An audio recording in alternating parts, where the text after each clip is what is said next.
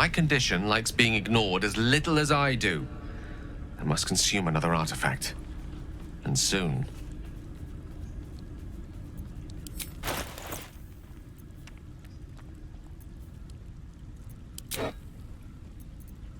Thank you.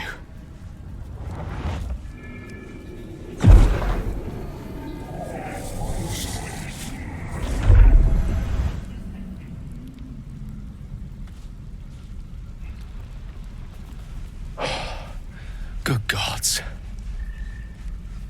It hardly has any effect. Oh, Mystra, have mercy on us all. Listen, I need to speak to you, to all of you. It would be unconscionable of me to remain silent. I might just be about to remedy that. You have to know who I was. You have to know who I really am. What I am is a walking shadow of the promise I once held. I'm what one might call a wizard prodigy, who from an early age could not only control the weave, but compose it, much like a musician or a poet. Such was my skill that it earned me the attention of the mother of magic herself, the Lady of Mysteries, the goddess Mystra. She revealed herself to me and she became my teacher. In time, she became my muse, and later even my lover.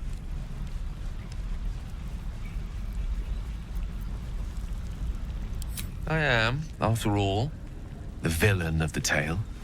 We enjoyed each other's company. Body, mind, and soul. But even so, I desired more. You see, no matter how powerful a wizard we mortals can become, we never scratch more than the surface of the weave. Mystra keeps us in check.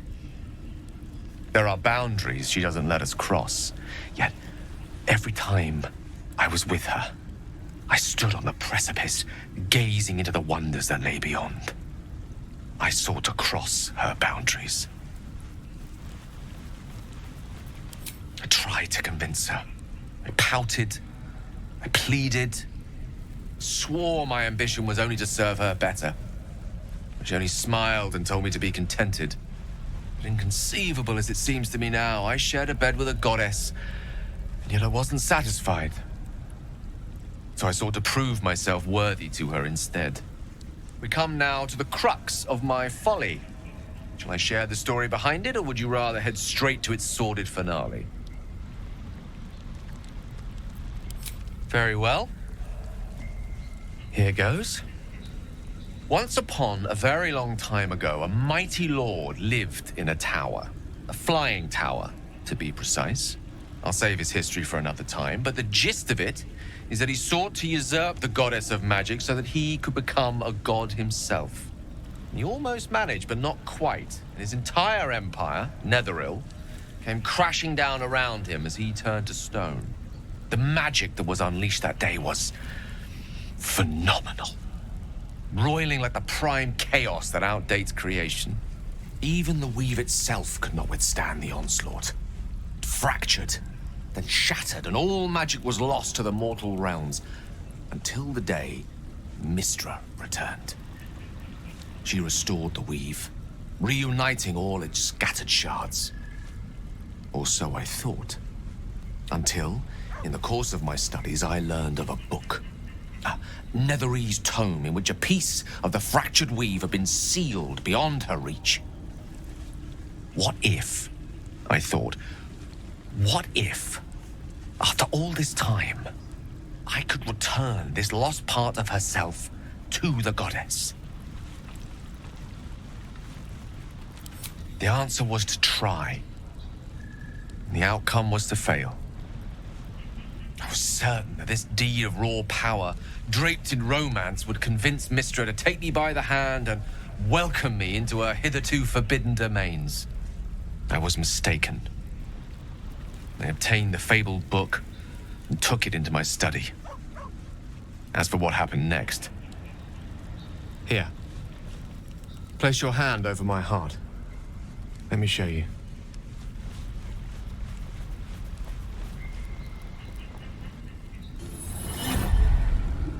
You feel the tadpole quiver as you realize Gale is letting you in, into the dark. You see through Gale's eyes, staring down the corridors of a dread memory. A book, bound, then suddenly opened. Inside there are no pages, only a swirling mass of blackest weave that pounces. Its teeth, its claws, it's unstoppable as it digs through and becomes part of you. And gods, is it ever hungry.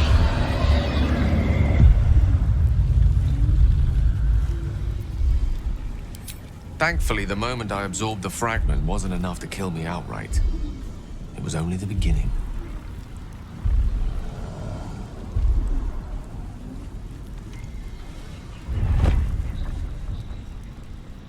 This Netherese blight, this orb, for lack of a better word, is balled up inside my chest. And it needs to be fed. As long as I absorb traces of the weave from potent enough sources, it remains quiet. Were it ever to fully destabilize, however.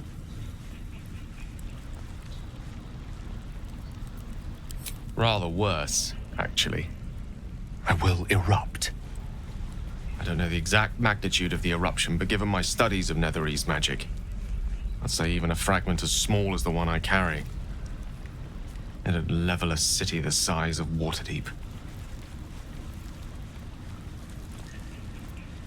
We might chance upon a king's collection of magical artifacts around the corner. We might cross paths with a miracle round the bend. Then again, we might not. All of this, it must feel like a betrayal.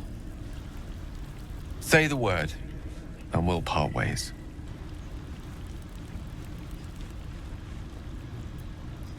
That is a great relief. Oh, a great relief indeed. You truly are a soul that steals my own. From all my new rallied heart, I thank you. I thank you all. I understand if you stand against me. I'm humbled if you stand with me.